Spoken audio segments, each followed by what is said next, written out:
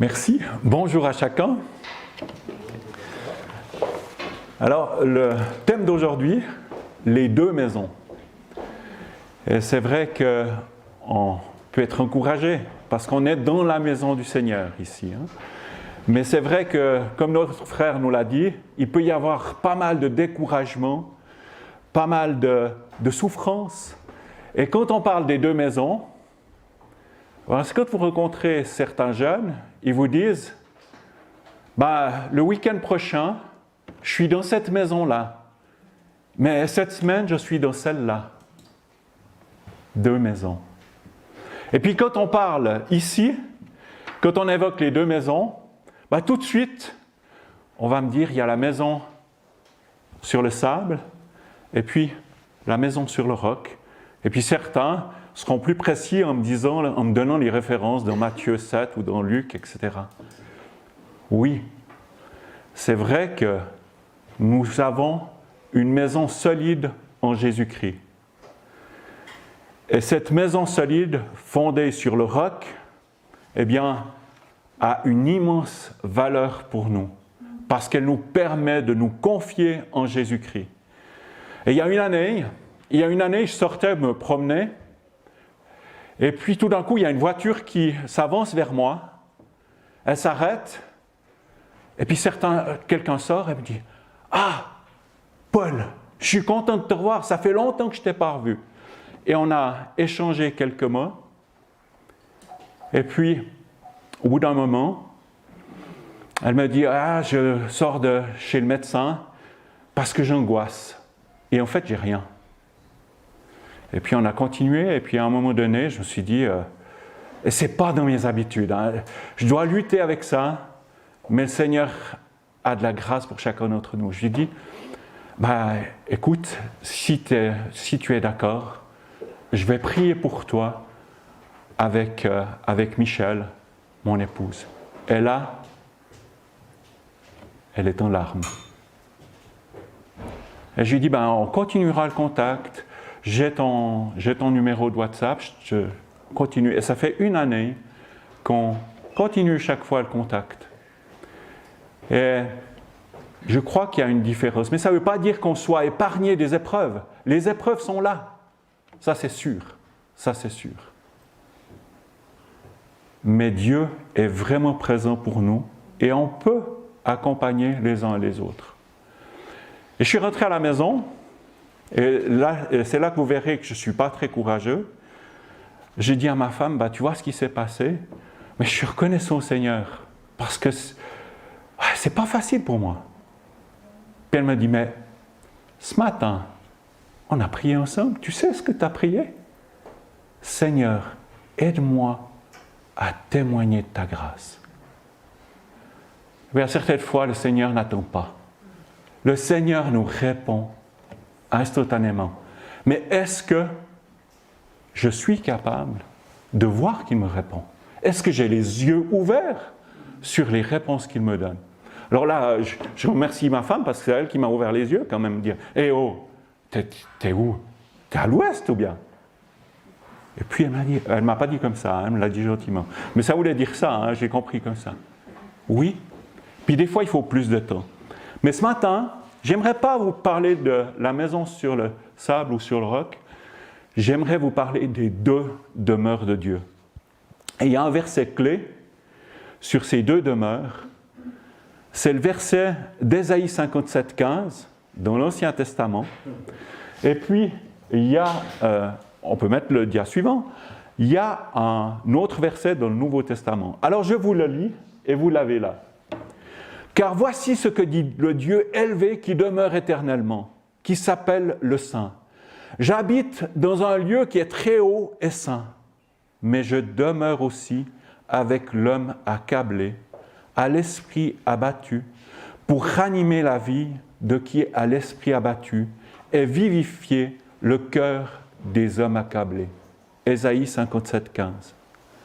Et puis dans le Nouveau Testament, il est parlé de cette deuxième demeure et Jésus est encore plus précis. Jésus lui répondit, « Si quelqu'un m'aime, il gardera ma parole et mon Père l'aimera, nous viendrons vers lui et nous établirons notre domicile chez lui. Les deux maisons. Un lieu qui est très haut, le ciel. Jésus, de notre Père, de la prière de notre Père, évoque le ciel. Notre Père qui es aux cieux, que ton nom soit sanctifié. Dieu habite donc un lieu très très élevé, très loin de nous. Et d'ailleurs, ses pensées sont bien au-delà des nôtres. Il est dit dans Ésaïe 55, autant les cieux sont élevés au-dessus de la terre, autant mes voix sont élevées au-dessus de vos voix. Et mes pensées au-dessus de vos pensées. Donc, on a un Dieu qui est très très loin. Et un Dieu qui est saint, qui est pur. Et ce qui sépare l'homme de Dieu, ce sont nos fautes. C'est Ésaïe encore qui l'a dit. Ce sont vos fautes qui font séparation entre vous et votre Dieu. Parce qu'on a un Dieu 3 fois saint. Et c'est ça qui, parfois, l'empêche de nous écouter. Dieu est éternel. Avant que les montagnes soient nées, avant que tu aies créé la terre et le monde, d'éternité en éternité, tu es Dieu. Ça, c'est le psaume 90. Je ne vous cite que la parole. C'est Dieu qui l'affirme. C'est à toi qu'appartiennent de tous les siècles, ô Dieu, le règne, la puissance et la gloire. Matthieu 6. Et puis Dieu est tout-puissant. C'est moi qui suis l'Éternel, le Dieu de toute créature. Y a-t-il quoi que ce soit qui soit trop difficile pour moi? Dieu est tout-puissant. Et Job dira dans Job 42, « Je reconnais que tu peux tout et que rien ne s'oppose à tes desseins. » Alors là, c'est la première habitation, le ciel. Un jour, comme croyants, nous pourrons être dans cette habitation. Mais il y a une deuxième habitation, et c'est là qu'on le voit dans ce verset, « Je demeure aussi avec l'homme accablé. » Je m'approche de l'homme qui a le cœur brisé. Je suis près de tous ceux qui ont le cœur brisé. La Bible nous dit à plusieurs reprises combien Dieu s'intéresse à ceux qui ont le cœur brisé. Quel intérêt il a pour ceux qui passent par la difficulté. À travers toute la Bible, on a ça. Si on prend déjà simplement dans Exode, donc au tout début de la Bible, il y a les Israélites qui sont là en Égypte et puis qui souffrent. Il a dit, il y a des termes qui sont quand même très parlants. Les enfants d'Israël gémissaient encore sous la servitude et poussaient des cris. Donc il y avait une sacrée souffrance. Mais ces cris que leur arrachait la servitude montèrent jusqu'à Dieu. Dieu entendit ces gémissements, se souvint des promesses de son alliance et regarda les enfants d'Israël, il en eut compassion. On voit que Dieu entend, Dieu regarde et Dieu a compassion. Chapitre suivant, ça c'était au chapitre 2 de l'Exode, chapitre suivant, chapitre 3, c'est la même chose. Je connais tes douleurs, j'ai vu la souffrance de mon peuple, j'ai entendu les cris. Je suis descendu, et là ça va plus loin, je suis descendu pour les faire monter dans un bon et vaste pays. Donc Dieu entend, Dieu intervient. Et si on parcourt comme ça la Bible, on peut jusqu'à 2 heures. Non mais sérieusement, si on parcourt la Bible, on voit que chaque fois, Dieu entend et Dieu descend. Dans les Juges, c'est la même chose. Les enfants d'Israël crièrent à l'Éternel et Dieu leur suscita un libérateur. Et à plusieurs reprises comme ça dans les Juges. Dans Néhémie, on voit que Dieu répond aux prières.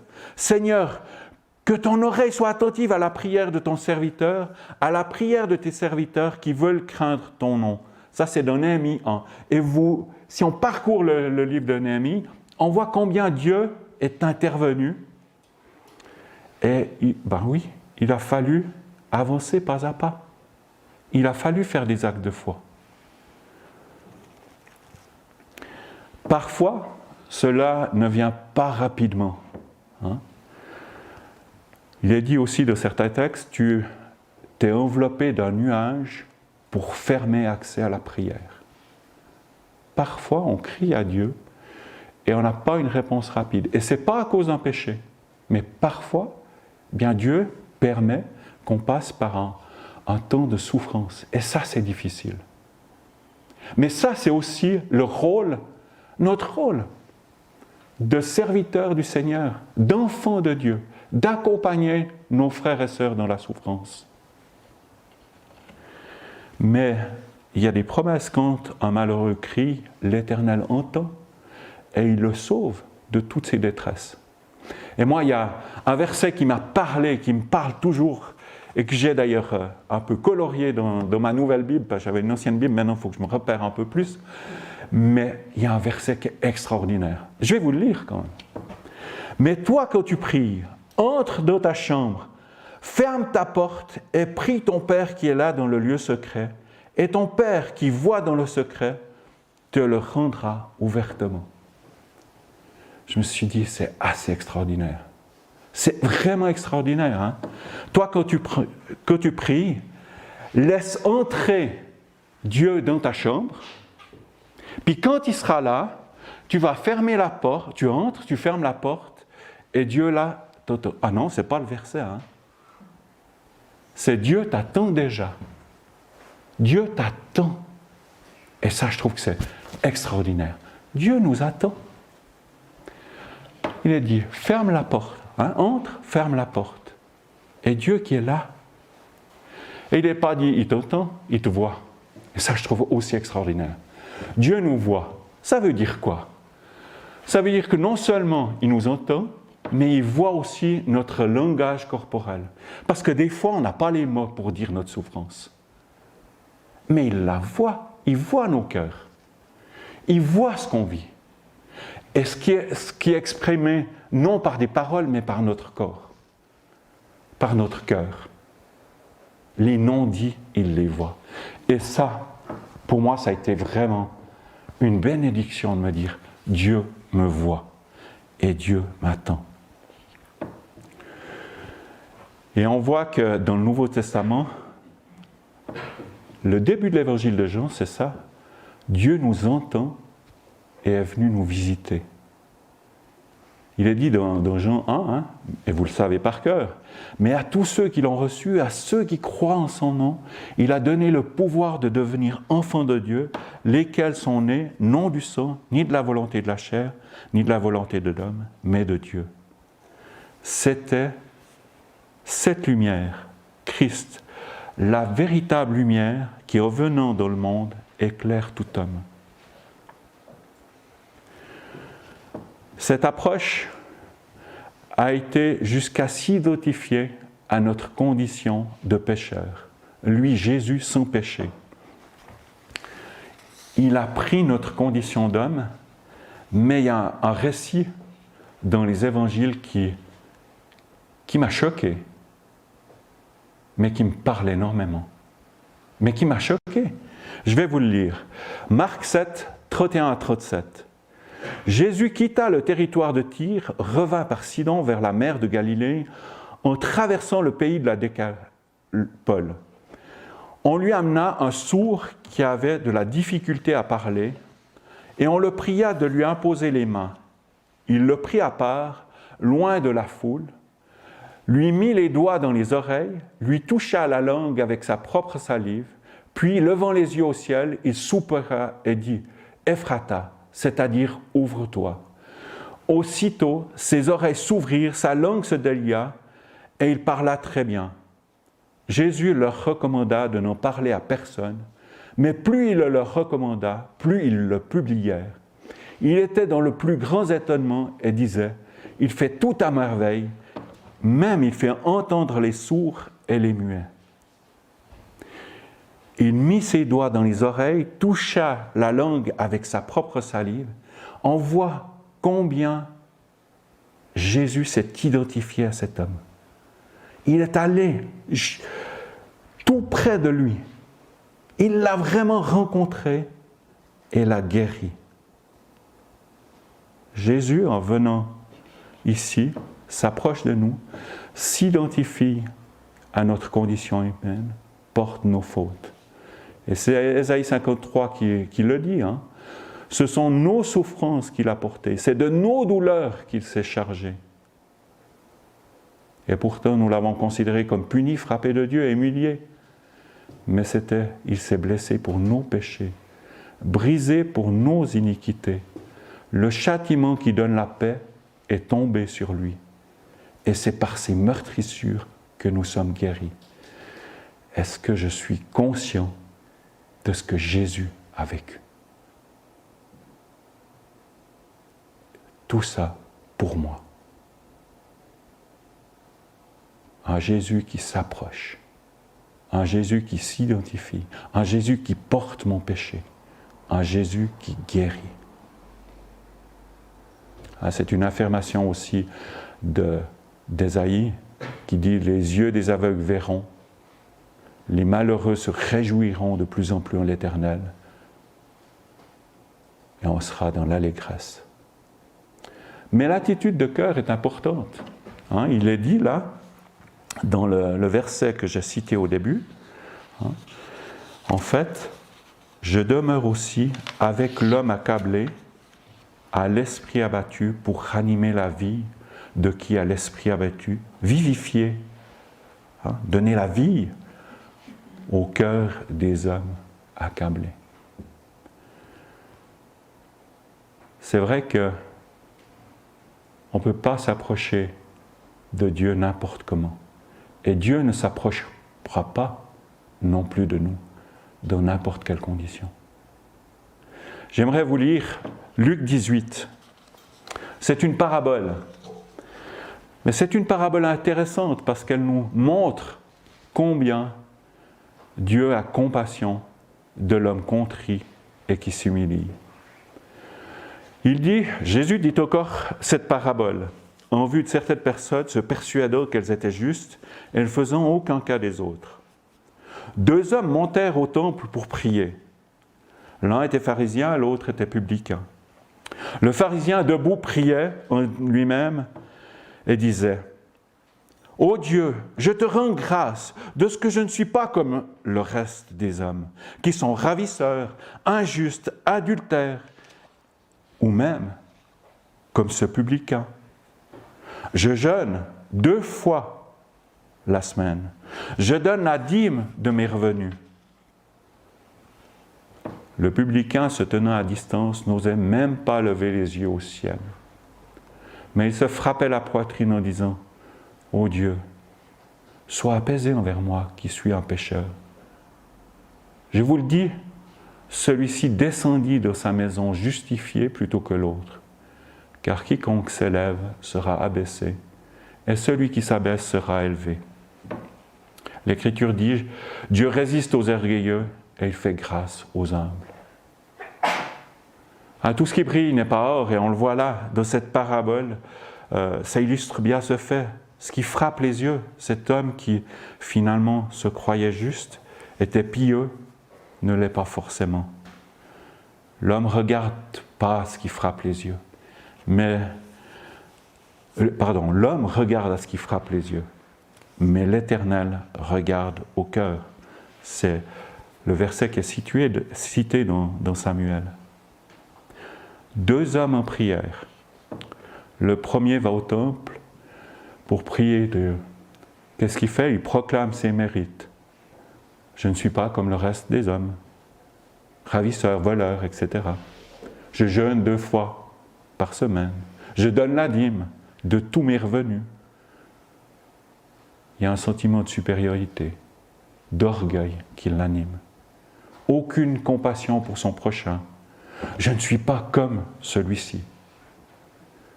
Où sont l'amour de Dieu? Où est l'amour de mon prochain? Aucune conscience de son état de pécheur. Son orgueil, son ego masque tout. Je te remercie, Seigneur, parce que je suis un homme parfait.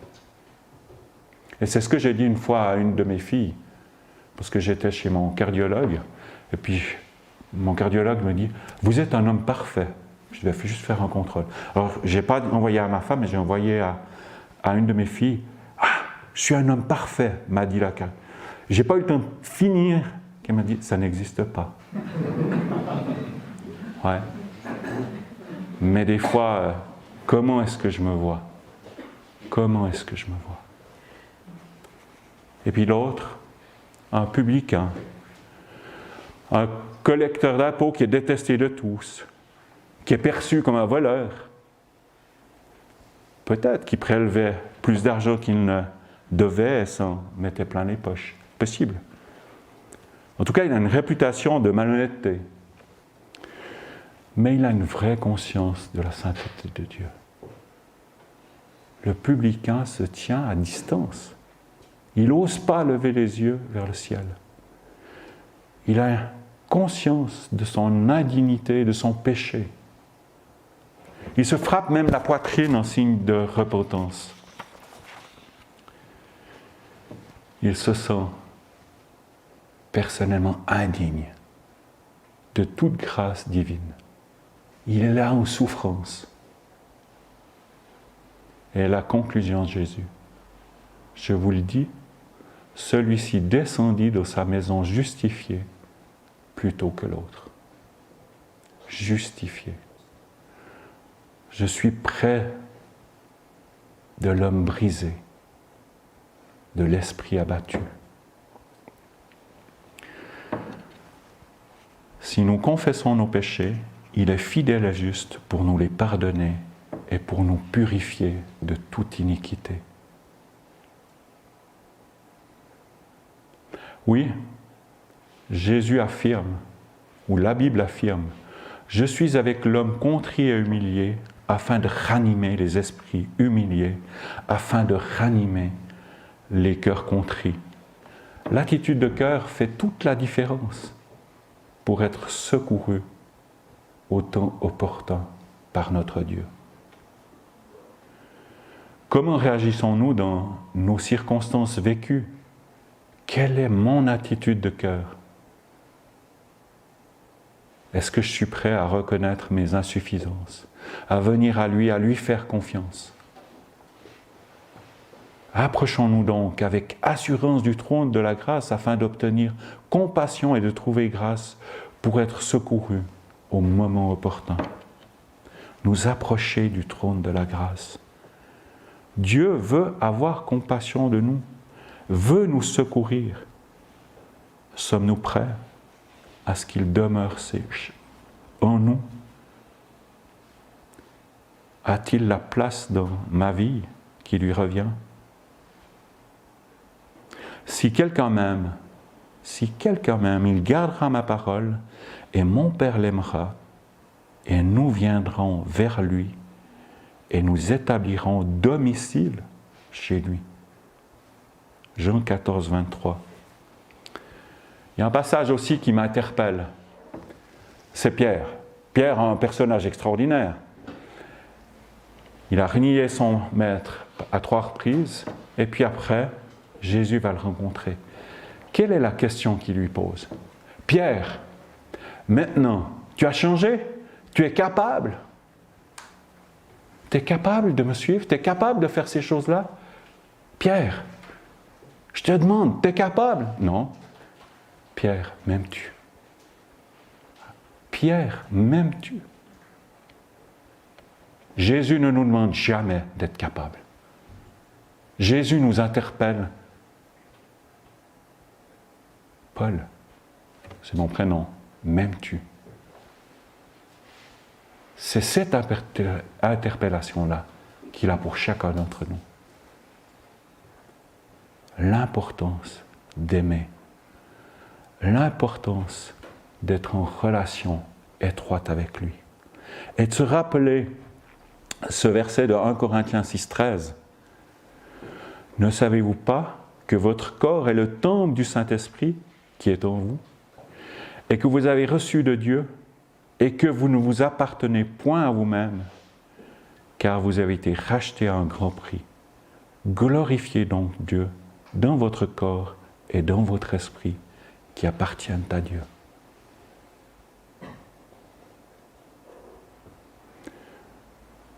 Et je lirai ce dernier verset, en fait, qui est un verset de conclusion, et qui, j'espère, vous aidera au quotidien.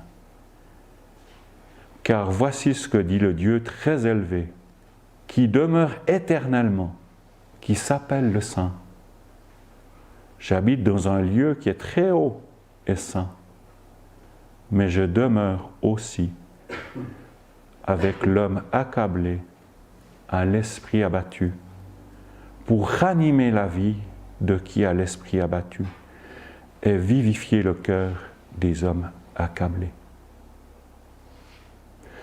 Seigneur Jésus, tu nous vois tous, que nous soyons devant notre écran, chez nous, que nous soyons ici, Seigneur. Seigneur, tu nous vois. Tu vois si nos cœurs sont abattus, accablés. Seigneur, merci parce que tu veux nous ranimer. Ranimer la vie. Ranimer nos cœurs. Seigneur, tu vois chacun d'entre nous et tu vois nos circonstances, notre vécu. Nous te louons, Seigneur, pour le fait que tu fais domicile dans nos cœurs. Mais Seigneur, nous te demandons et je te demande de vraiment être aux côtés de tous ceux qui passent aujourd'hui par des circonstances difficiles. Que vraiment tu les visites. Qu'ils puissent vraiment s'approcher de toi, lire ta parole et voir combien tu veux être tout près d'eux. Seigneur, j'aimerais vraiment te remettre aussi, chacun de nous, que nous puissions être aussi des accompagnateurs. Parce que tu nous demandes non seulement d'aimer Dieu, mais d'aimer aussi notre prochain, notre frère. Bien Seigneur, que vraiment dans ta grâce, tu m'aides à être aussi un accompagnateur, un consolateur. Dans le nom de Jésus.